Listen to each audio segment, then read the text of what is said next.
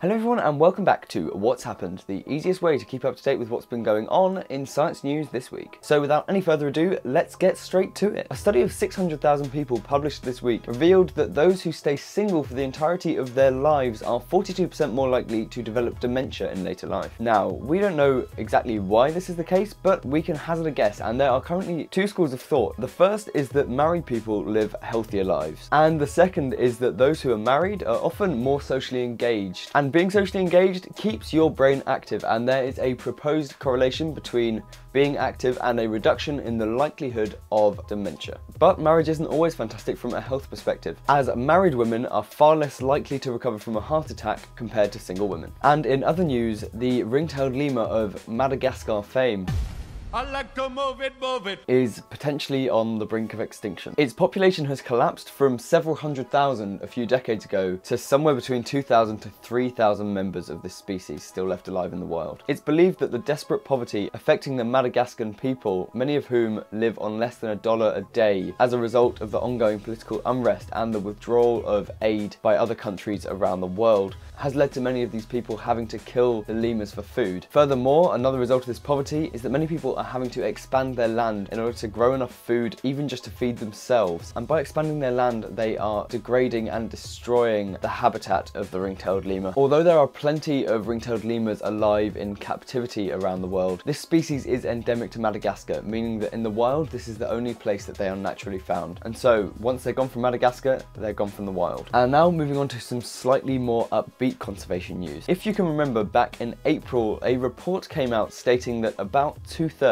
of the Great Barrier Reef had been substantially degraded. And this was a result of many things, but some of the most obvious and significant ones included cyclones, a rise in the number of crown of thorns starfish, and obviously coral bleaching, which is still an ongoing problem. But it turns out that the severe damage may not be irreversible. The Great Barrier Reef is actually a network of about 4,000 smaller coral reefs. And Peter Mumby, a researcher from the University of Queensland in Australia, and his team have recently discovered 112 of these reefs that are currently relatively safe. Mumby has stated that if we can protect these reefs, then in the future, when conditions get better, there is the opportunity for them to seed into the more damaged reefs and allow their regeneration. In medical news this week, we have been talking about stem cells. Stem cells have, for a very long time now, been a heated topic of debate. The reasoning for this is that they have the potential to regenerate damaged tissues and organs and help us treat a huge number of diseases. But totipotent stem cells, the most effective kind of stem cell, can only really be derived from embryos, which upsets many groups of people who, for various different reasons, believe that every cell and every embryo has the potential for life. As a result of these groups' beliefs, it has halted research in this area of medicine for a very, very long time. But recently, a new way of deriving these totipotent stem cells has come about, and these new stem cells are called virgin birth stem cells. We found a way to cause an egg cell to begin to divide even when it hasn't been fertilized. This means that we can produce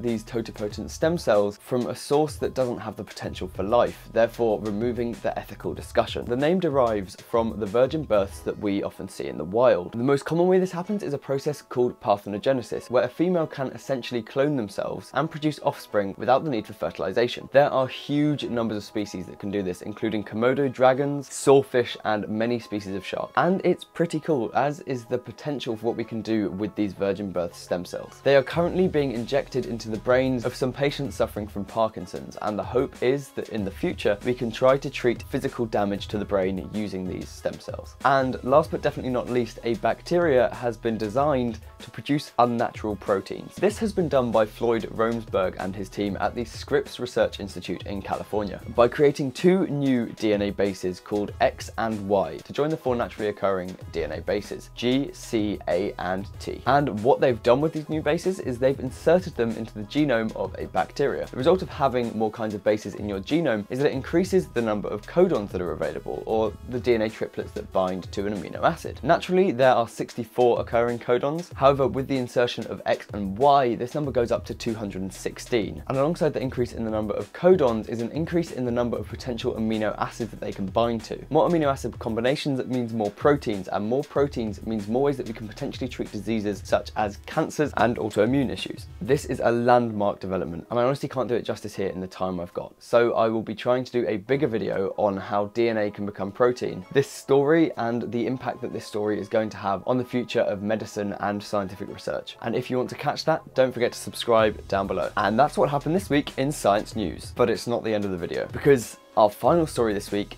isn't technically science. Mike Hughes, a flat earther from California that you might have heard about last week, was intending to launch a homemade rocket at 500 miles an hour over the Mojave Desert to try and prove that the Earth isn't a sphere, and that it is in fact a flat disc. However, this week there has been some more progress on this story. Mike didn't manage to launch his rocket because he was prevented from doing so as the Mojave Desert is seen as public land. As kooky, cynical, anti-science, heebie-jeebie, mumbo-jumbo blokes go, I actually have quite a lot of time for Mike Hughes, who is actually willing to use rigorous scientific technique to try and prove his beliefs to be fact. However, he does call himself Mad Mike Hughes, which at least loses him a tiny bit of credibility from the scientific community. And for the second and final time, you now know what's happened this week in science and anti-science news. As always, I'm Sam. I love you all, and I will see you next week. Ta-ra!